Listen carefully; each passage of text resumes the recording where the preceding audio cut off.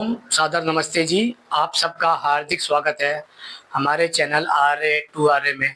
आइए हम अपनी वैदिक कक्षा का फिर से आरंभ करते हैं और आज का हमारा मुख्य विषय रहेगा डॉक्टर अंबेडकर और जात पात तोड़ो मंडल। जब हम जात पात तोड़ो मंडल के बारे में बात करते हैं तो मुख्य तौर पर जात पात तोड़ो मंडल के जो संस्थापक थे उन सबका मानना ये था कि हम एक समाज सुधारक विचारधारा के लोग हैं, हम प्रगतिशील विचारधारा के लोग हैं। और कई कई तो ऐसा सुनने में आता है कि ये जात पात तोड़ो मंडल आर्य समाज के द्वारा बनाया गया था। लगभग जब हम इस जात पात तोड़ो मंडल के बारे में बात करते हैं तो हमें पता चलता है सन 1920 में लाहौर अविभाजित भारत यानी कि आज का पाकिस्तान में लाहौर के स्थान पर जात पात तोड़ो मंडल की स्थापना संत राम बी ने की थी। उन सबका मानना था कि ये जो जात पात तोड़ो है इससे हम समाज में बदलाव ला सकते हैं, जिसका उन्होंने उद्देश्य रखा था। पहला, जाति व्यवस्था को समाप्त करना। दूसरा, समाज में समानता और भाईचारा बढ़ाना। तीसरा, छुआछूत और भेदभाव का विरोध करना। और चौथा, सामाजिक सुधार और आधुनिक सोच को बढ़ावा देना। जब हम इस जात पात तोड़ो मंडल के विषय में पढ़ते हैं तो हमें समझ आता है कि आरंभ के दिनों में लगभग 1920 से लेके सन 1936 तक यह लगातार धीरे धीरे रूप में कार्य करता रहा। इस समाज का मानना ये था कि हम जाति व्यवस्था का विनाश चाहते हैं, लेकिन इन्होंने कभी भी इस पर खुलकर विचार नहीं किया कि हम जातिवाद का विनाश चाहते हैं, जाति का विनाश चाहते हैं या जाति व्यवस्था का विनाश चाहते हैं। ये तीनों ही व्यवस्थाएं अपने आप में अलग अलग है। पहली है जातियाँ, अर्थात जो ये जातियाँ हैं ब्राह्मण क्षत्रिय वैश्य शूद्र दलित या अनेक प्रकार की जातियाँ, कि जातियों की पहचान समाप्त होनी चाहिए। दूसरा, जाति व्यवस्था समाप्त होनी चाहिए। और तीसरा कि जातिवाद समाप्त होना चाहिए। इनमें से ही इनका मुख्य विचार था कि जाति व्यवस्था समाप्त होनी चाहिए। इसलिए इनका जो उद्देश्य रहा है वह जाति व्यवस्था को समाप्त करना, समाज में समानता और भाईचारा बढ़ाना, छुआछूत और भेदभाव का विरोध करना और सामाजिक सुधार और आधुनिक सोच को बढ़ावा देना। जब हम इस जाति तोड़क मंडल के बारे में पढ़ते हैं तो हमें ये समझ आता है सन 1920 से लेके सन 1936 तक यह 16 वर्ष तक कार्य करती रही, जिसमें अनेक छोटे बड़े बदलाव आते गए और यह कार्य करती गई।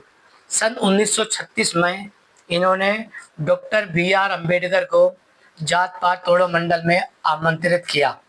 अर्थात डॉक्टर BR अम्बेडकर को जात पात तोड़ो मंडल ने आमंत्रित किया और ये कहा कि आप इस मंच पर खड़े होकर एक भाषण दीजिए। तो डॉक्टर अंबेडकर ने एक भाषण लिखा जिसका नाम है जाति का विनाश। उनका भाषण जाति का विनाश एक ऐतिहासिक पुस्तक के रूप में सामने आया। जब हम डॉक्टर अंबेडकर के जाति का विनाश भाषण के बारे में बात करते हैं तो ये समाज को तब समझ आया जब उन्होंने इसे पुस्तक के रूप में दे दिया। जब उन्होंने इसे इस पुस्तक के रूप में दिया तब वह बताते हैं कि मुझे जात पात तोड़ो मंडल कमेटी मंच पर बुलाया गया था और मुझसे कहा गया था कि आप जातिवाद के विरोध में कुछ लिखिए। तो मैंने उन्हें जाति का विनाश एक भाषण लिख के दिया, तो वह मेरे उस भाषण से घबरा गए, डर गए और भयभीत हो गए, जिसके कारण उन्होंने मुझे वह भाषण नहीं देने दिया और वहाँ पर वह सभा रद्द कर दी गई। सन 1936 में ही जात पात तोड़ो मंडल कमेटी समाप्त हो जाती है। इसकी स्थापना होती है 1920 में और सन 1936 के आसपास जाति तोड़क मंडल समाप्त हो जाता है, क्योंकि उसकी अंतिम विदाई का कारण था doctor BR Ambedkar. Doctor Ambedkar को जात पात तोड़ो मंडल में आमंत्रित किया गया और उनका भाषण जाति का विनाश एक ऐतिहासिक पुस्तक के रूप में सामने आया, जबकि उनके इस भाषण को जात पात तोड़ो मंडल ने रद्द कर दिया था। जब हम अंबेडकर के जाति का विनाश भाषण की बात करते हैं तो जात पात तोड़ो मंडल ने उस भाषण को रद्द कर दिया था, अर्थात उसे उन्होंने मना कर दिया कि आप इस भाषण को नहीं दे सकते, क्योंकि अंबेडकर ने जाति का विनाश चाहा। अर्थात वह मानते थे क्योंकि अंबेडकर ने जाति का विनाश में धर्म ग्रंथों की आलोचनात्मक समीक्षा की थी। डॉक्टर अंबेडकर का मानना था जातिवाद का खात्मा जाति का विनाश करके ही किया जा सकता है। अर्थात डॉक्टर बी आर अम्बेडकर इस बात से बड़ी ही बाखूबी तरीके से परिचित थे कि भारत में जो जाति व्यवस्थाएं चल रही है धर्म के नाम पे, जो जातिवाद चल रहा है धर्म के नाम पे, और जो जातियां चल रही है धर्म के नाम पे, यह तभी समाप्त हो सकती है जब जातियों की मूल पहचान को नष्ट कर दिया जाए। इसलिए वह कहते हैं जो जातियां होती है वह पिरामिड की तरह होती है, जहाँ पर एक जाति अपने से नीची जाति खोज लेती है और दूसरी जाति अपने से नीची जाति खोज लेती है और दूसरी जाति अपनी नीची जाति खोज लेती है, लेकिन जो सबसे ऊपर की जातियां हैं वह वर्ण के नाम पे समाज में जातिवाद फैलाती है। इसलिए ब्राह्मण क्षत्रिय वैश्य दलित और अछूत जातियों का जो ये विभाजन है यह धार्मिक ग्रंथों के आधार पर किया गया है। हम इस बात को विवेक पूर्वक विचार करते हैं तो हमें ये निर्णय निकालना पड़ता है कि डॉक्टर अंबेडकर और जात पात तोड़ो मंडल जब ये पहली बार सामने सामने आए तो जात पात तोड़ो मंडल को यह सभा रद्द करनी पड़ी और उस दिन से यह जात पात तोड़ो मंडल समाप्त हो गया। सन 1920 में जात पात तोड़ो मंडल बनाया गया था और 1936 में डॉक्टर अंबेडकर को इसमें आमंत्रित किया गया। जात पात तोड़ो मंडल लाहौर में स्थापना की गई थी, संत राम बीए के द्वारा की गई थी, जिसका उद्देश्य था जाति व्यवस्था को समाप्त करना, समाज में समानता और भाईचारे को बढ़ाना, छुआछूत और भेदभाव का विरोध करना, सामाजिक सुधार को आधुनिक सोच देना।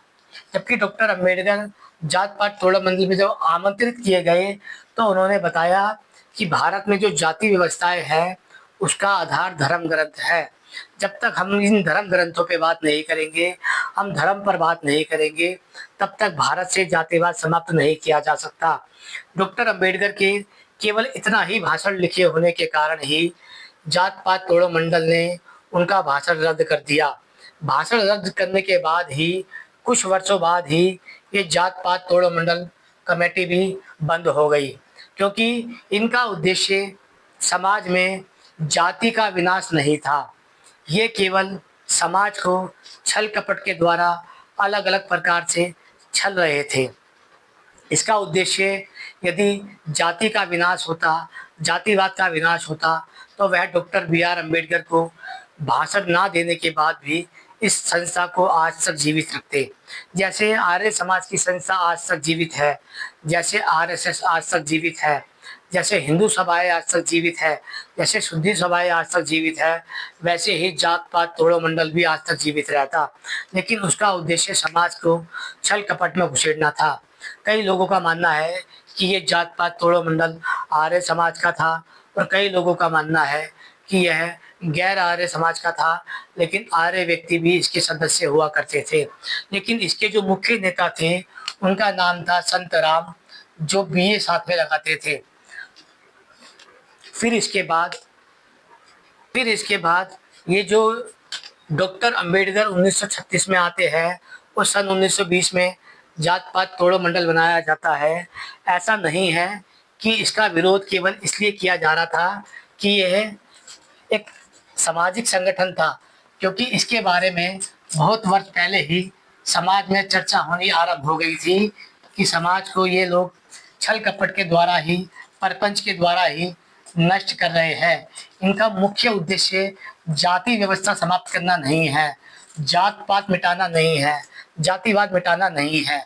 यदि इनका उद्देश्य जात पात मिटाना होता, जातिवाद मिटाना होता तो पिछले 100 वर्षों में इन्होंने कोई जातिवाद के विरुद्ध व्यवस्था खड़ी की हो, ऐसा दिखाई नहीं देता।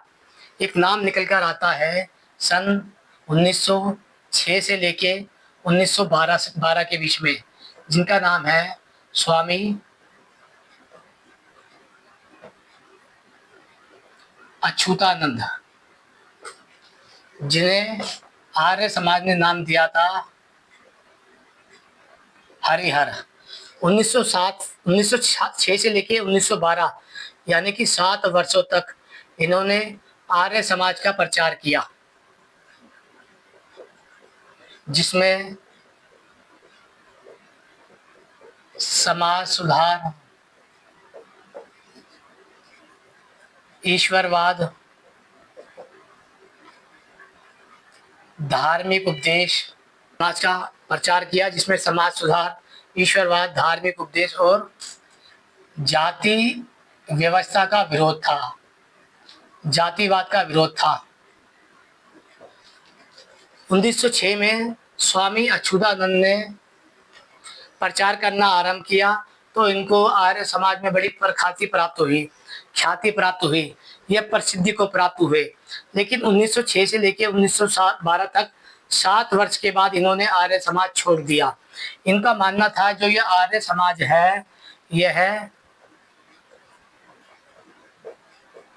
समाज सुधार तो चाहता है,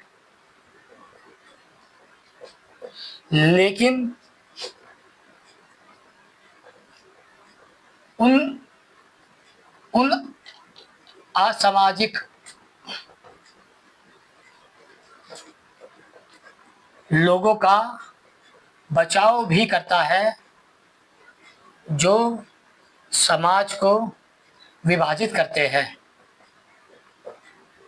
इसलिए सन 1906 से 1912 7 वर्ष के आर्य समाज के प्रचार के बाद स्वामी अच्युतानंद हरिहर ने आर्य समाज छोड़ दिया। जब यहाँ पर उन्होंने आर्य समाज छोड़ा तब दूसरी ओर जहाँ पर डॉक्टर अंबेडकर 1927 में समता संघ आंदोलन, डॉक्टर बी आर अम्बेडकर ने सन 1927 में समता संघ आंदोलन की स्थापना करी, जो चाहते थे कि भारत से जातिवाद समाप्त हो जाए, भारत से छुआछूत समाप्त हो जाए, भारत से भेदभाव समाप्त हो जाए, भारत से अनेक प्रकार की कुरीतियां समाप्त हो जाए। ये समता संघ आंदोलन ही आगे चल के समता दल संघ बन गया था, जिसका उद्देश्य था समाज से छुआछूत, भेदभाव, ऊंच नीच, असमानताओं का विरोध करना। सन 1927 में जब डॉक्टर बी आर अम्बेडकर ने समता संघ आंदोलन बनाया और समता दल संघ बनाया तो उनकी आशा थी जो हमारे साथ में सवर्ण जातियां रहती है, जो अपने आप को ऊंचा मानते हैं, वे हमारा साथ देगी भारत में जाति व्यवस्थाओं को समाप्त करने में, छुआछूत को समाप्त करने में, भेदभाव को समाप्त करने में। यहाँ तक कि डॉक्टर बी आर अम्बेडकर का इतना भी विश्वास था कि आर्य समाज की ओर से भी उन्हें जात पात तोड़ो, समाज सुधार में सहयोग मिलेगा।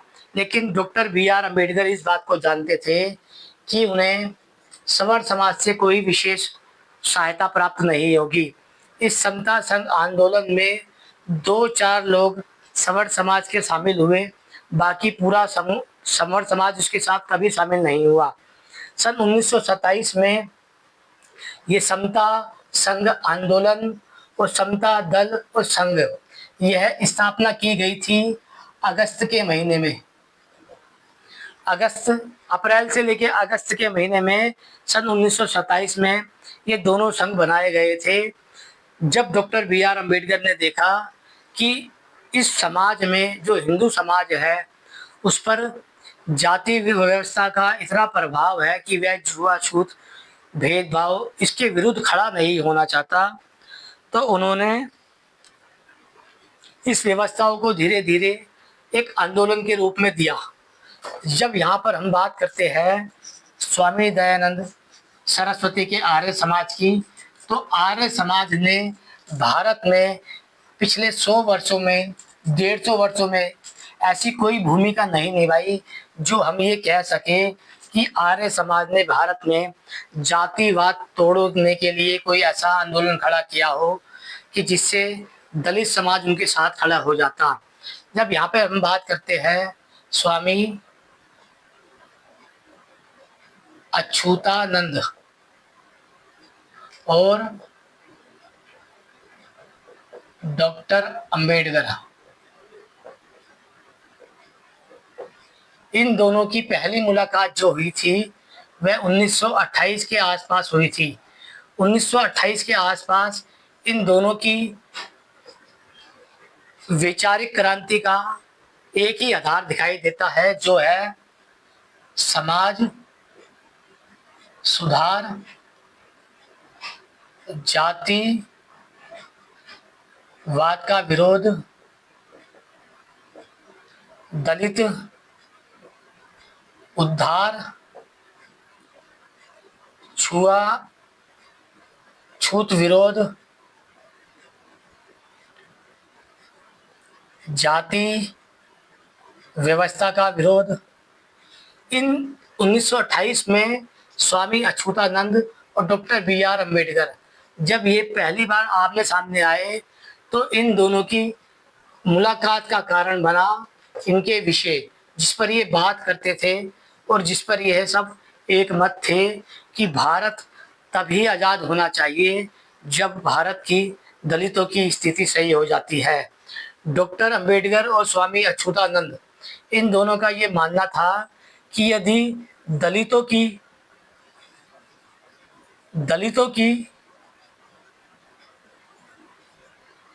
आज़ादी के बिना